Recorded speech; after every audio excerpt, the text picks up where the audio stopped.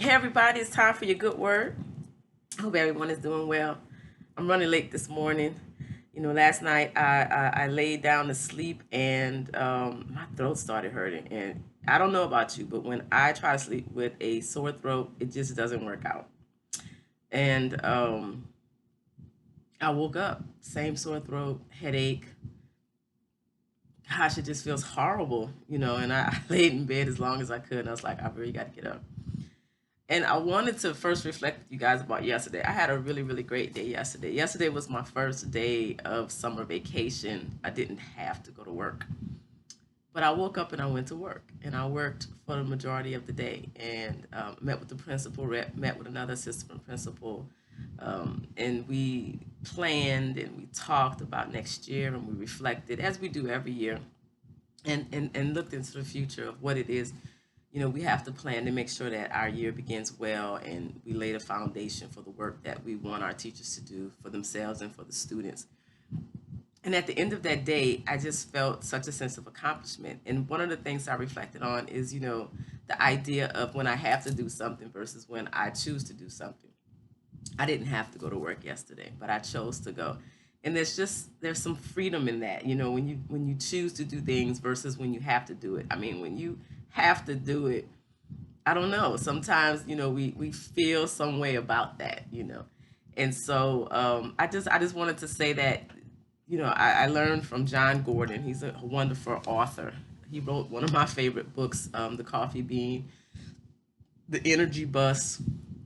He promotes positive thinking. I get his email every day, the way you guys get my email every day. And he said in the morning, think of, instead of I have to do this, say I get to do it, and it puts you in a frame of mind of gratitude.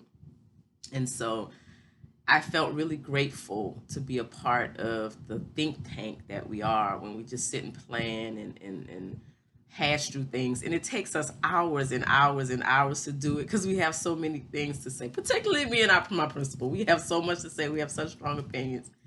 Just got to get it out.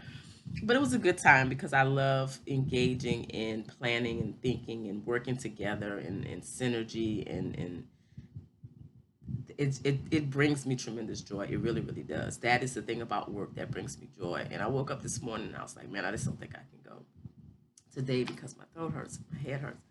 I'm just tired. I need to give myself some rest. And as I began this video, my principal called and she said, hey, I got a lot of things on the schedule. So let's not do it today. Let's not do it tomorrow. Let's meet again next week on Monday. And it worked out.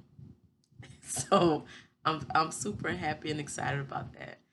And it's so interesting that I woke up feeling this way because I know that it's allergies. And in today's email, there is a section on natural ways to fight allergies. So, synchronicities, coincidences. And this week is all about simplicity, and I am planning to move out of this house that I've lived in since 2007, and I've got to get rid of some things and decide what I'm taking and what I'm not, and what I want to replace, and really where I want to go. Looking for a place, and do I want an apartment? Do I want a house? Do I want to relocate? And somewhere deep in my heart, I'm saying I really, really, really want to relocate. But then I have to be honest with myself that I haven't really put the effort into relocating that I could if I really, really want to make it happen. Because I was telling my principal yesterday that whenever we have the mindset that we want to make something happen, we do nothing gets in the way of that. But I get off task again. I get off topic again. I want to talk to you guys about simplicity, about knowing what is important and what is not, because that is the key to simplifying life.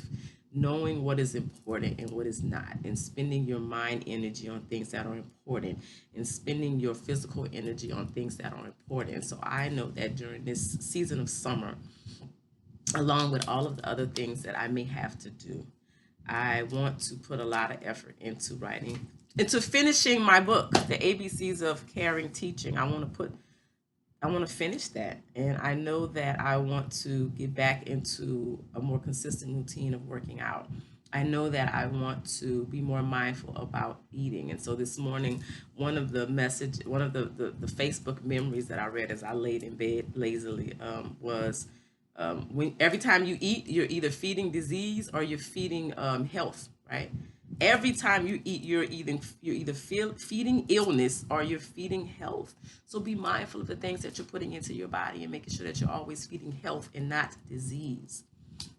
And then think about what you spend your mind energy thinking on and dwelling on and engaging in. Think about the things, the messages that you read and promote on social media. Think about the books that you read. Think about the things that you choose to be around, the people that you choose to be around. Because you're either feeding illness or you're feeding health. See how that came together? Message on Facebook, simplicity, virtue of the week, what I need to be feeding myself so that these allergies don't get the best of me, and the activities that I need to do. Because I know if I'm super busy, not busy, but if I'm active, my body will process the toxins so much better. So, yes, that is your message for today.